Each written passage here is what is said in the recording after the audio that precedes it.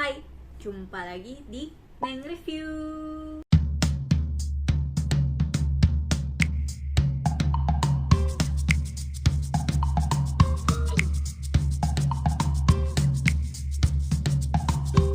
Oke, kali ini aku mau bahas drama Korea. Tapi ini juga drama-drama yang lama ya. Karena aku emang lagi demen nonton-nonton kembali drama-drama lama. Nah, ini kalau kalian tahu ini judulnya adalah Misaeng, The Incomplete Life. Nah, ini drama tahun 2014, dramanya Im Si-won kalau kalian tahu. Nah, ini tuh lebih ke cerita mengenai office, perkantoran, kemudian slice of life, dan juga drama gitu. Nah, ini bener-bener romance-nya itu hampir gak ada gitu. Nah, aku bener-bener suka sama drama satu ini karena pada saat aku nonton tuh aku merasa, wah, kayaknya nih aku nemuin emas nih dalam jerami gitu. Kok selama ini aku nggak pernah nonton ini. Padahal ceritanya bagus banget, jalan ceritanya bagus, pesan moralnya juga bagus banget. Aku nonton ini tuh di Netflix, kemudian ada di iQIYI juga kalau nggak salah. Nah, ini totalnya hanya 20 episode dan setiap episodenya durasinya kurang lebih 60-70 menit. Standar lah ya untuk drama Korea. Totalnya cuma 20 dan ini benar-benar worth banget buat ditonton. Drama ini disutradarai oleh Kim Won Suk gitu. Jadi kalau pemerannya itu ada beberapa, mungkin kalian kenal karena sekarang kayaknya pemerannya itu udah pada punya nama-nama yang bagus gitu ya. Mereka kayak udah big star semua gitu. Salah satunya pemeran utamanya Im Si-won. Nah, Im Si-won ini memerankan karakter sebagai Jang Gray. Profesinya adalah pemain Go sebenarnya, tapi yang banting setir menjadi karyawan. Lalu ada Lee Sung Min. Nah, Lee Sung Min ini adalah atasannya si Jang Gray gitu. Dia jadi Oh Sang Sik. Nah, karakter Lee Sung Min di sini tuh benar-benar sangat strong dan aku suka banget sama karakter dia di sini yang belak-belakan tapi punya rasa keadilan yang sangat tinggi gitu. Dan kemudian ada Kang Sora, kemudian ada juga Kang Hanul, kemudian ada Byun Yohan, dan yang terakhir ada Kim Dae Myung. Kim Dae Myung itu kalau kalian tahu drama Hospital Playlist, nah dia salah satu pemeran di sana. Di sini tuh kayak bukan konflik yang ke eksternal yang ada orang jahatnya kayak drama-drama pada umumnya sih. Dia lebih ke konflik internal dan juga permasalahan perkantoran yang keseharian yang mungkin kita jumpai gitu. Misalnya Incomplete Life ini tuh bercerita mengenai Jang Gray sebenarnya. Jang Gray ini adalah seperti yang aku bilang sebelumnya, dia itu sebelumnya adalah pemain Go. Go itu salah satu permainan catur ya, kayak sejenis catur di Korea gitu. Jadi tuh sejak kecil dia benar-benar latihan main Go aja tuh kerjaannya gitu. Nggak ada kerjaan lain, benar-benar cuma main Go aja. Karena dia mau jadi pemain profesional. Tapi sayangnya di tengah perjalanan dia itu gagal menjadi pemain profesional. Jadi akhirnya ya be realistik aja lah ya. Dia balik ke realita dan banting setir untuk bekerja supaya ya bisa hidup lah ya gitu. Nah, jadi dia akhirnya dikenalin sama salah satu sponsor dia pada saat dia bermain Go, dikenalin ke satu perusahaan namanya One International. Nah, di sana pertamanya dia mulai sebagai karyawan magang gitu loh. Jadi probation dulu nih.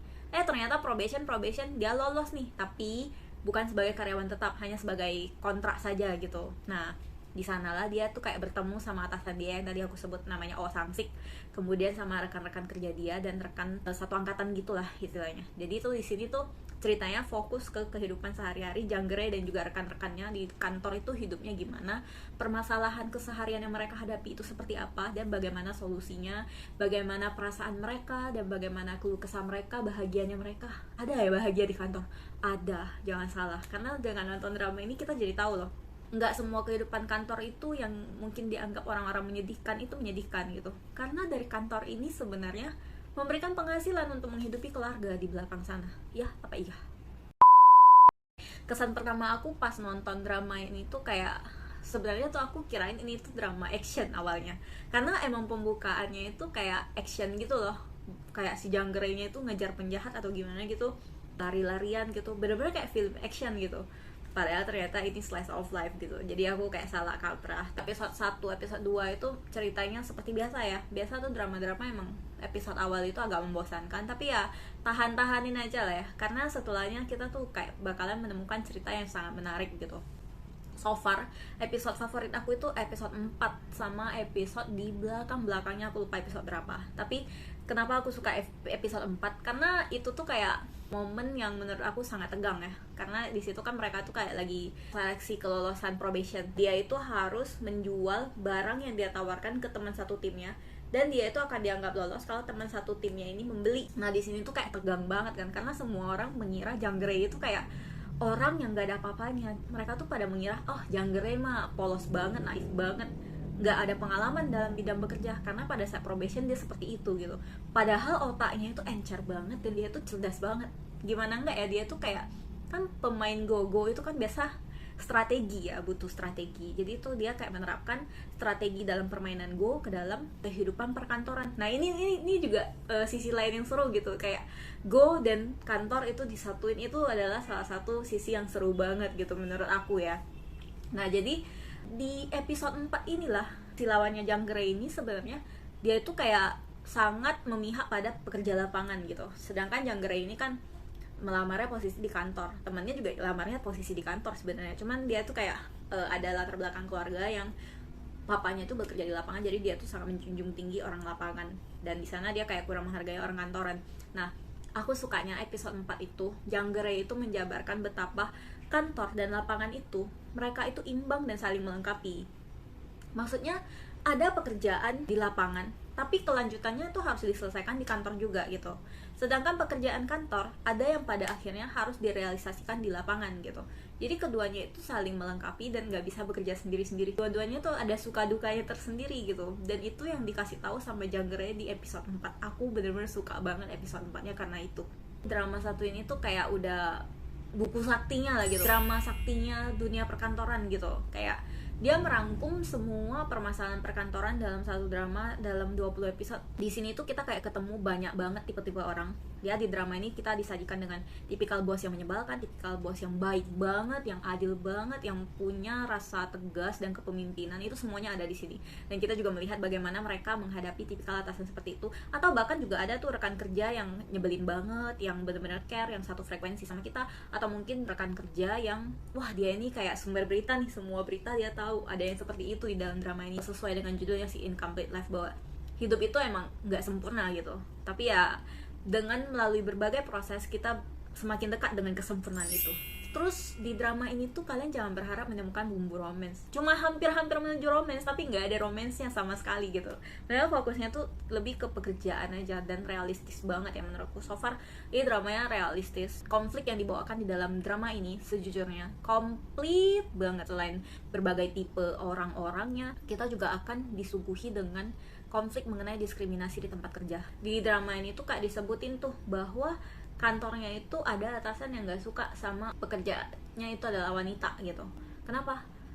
Karena wanita itu kayak dicap sebagai lu ibu rumah tangga, lu harus ngurus anak, lu melahirkan, banyak cutinya gitu, terus kayak dianggap tidak kompeten gitu. Nah ini tuh kayak berasa banget diskriminasi gender dunia kerjanya di sini gitu. Tapi di sini juga diperlihatkan bagaimana mereka menanggapi dan memberikan respon atas tindakan tersebut. Permasalahannya itu kayak silih berganti dan ada aja, tahu kan, kayak di pekerjaan juga nggak setiap hari tenang, nggak setiap hari ada masalah, tapi masalahnya itu selalu datang dan pergi terus gitu. Datang masalah, datang solusi, dan disitulah proses mereka belajar dan tumbuh gitu, dan tiada habisnya. Dan ya rasa putus asa karena lingkungan toksik juga ada di dalam sini, atau rasa syukur karena memiliki tim yang sangat kompak, sangat solid, itu juga ada di dalam drama ini. Jadi komplit. Orang-orang tidak peduli sih sebenarnya apa yang terjadi sama pekerja kantoran seperti kita. Mungkin mereka itu hanya menganggap kita pekerja berdasi gitu.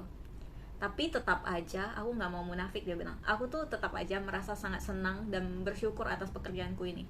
Karena pekerjaanku ini yang mungkin tidak dipedulikan orang lain, ini yang berhasil membuat aku bertahan hidup dan menghidupi keluargaku.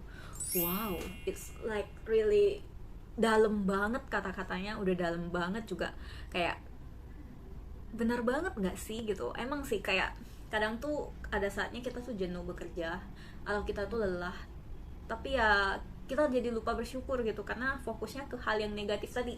Padahal kalau kita balik lagi ke hal positifnya, sebenarnya ada aja sih yang bisa kita syukuri. Jadi aku tuh benar-benar ngefans tuh sama Im Si-won dan Lee Sung Min di sini. Si Im Si-won kan sebagai Janggerai yang tokoh utamanya, yang karyawan kontrakannya. Si Lee Sung Min itu sebagai Oh Sang Sik, atasannya. Nah, kenapa sih aku suka dua orang ini? Yang pertama, Im Si-won. Menurut aku, Im Si-won itu adalah salah satu aktor yang actingnya itu detail.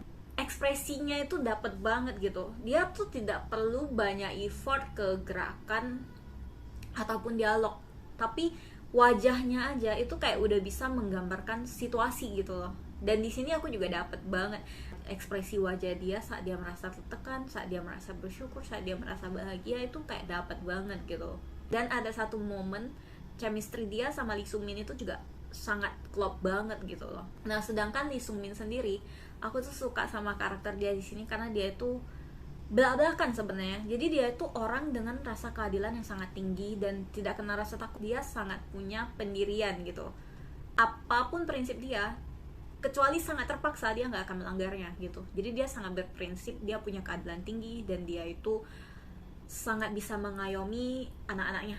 Dan ada satu momen antara si Lee Sung Min dan juga Im Si Wan ini yang bikin kayak berasa hangat banget. Jadi si Im Si Wan ini kan masih baru gitu kan, dan dia itu disalahin atas kesalahan yang bukan dia lakukan.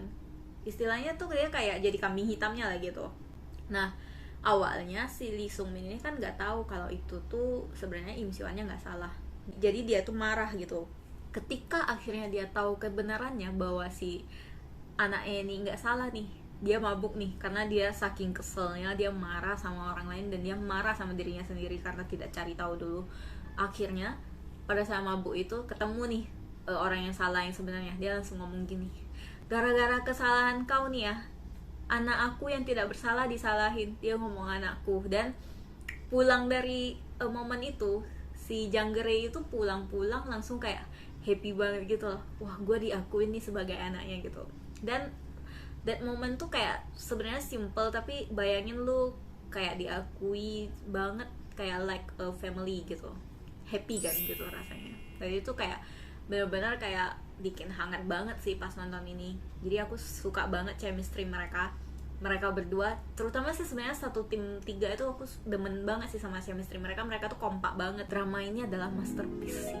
Selain karena jalan cerita yang seru, permasalahannya dia yang banyak dan sangat related, pesan moralnya pun tidak ada habis-habisnya gitu. Kayak ya, drama ini bikin kita merasa kita nggak sendirian lah sebagai pekerja, dan juga membuat kita tuh kayak merasakan, oh, kita tuh juga ada sisi yang bisa kita syukuri walaupun sebagai karyawan gitu. Jadi menurutku walaupun ini 2022 dan drama ini tahun 2014, itu masih sangat relevan buat ditonton gitu. Kalau misalnya kita tuh merasa lelah dan bosan sama drama saat ini, coba deh nonton, balik lagi ke drama-drama lama. Karena drama-drama lama itu menurutku banyak yang jalan ceritanya bagus-bagus gitu. Walaupun ya secara visual emang kalah dengan drama-drama zaman sekarang gitu.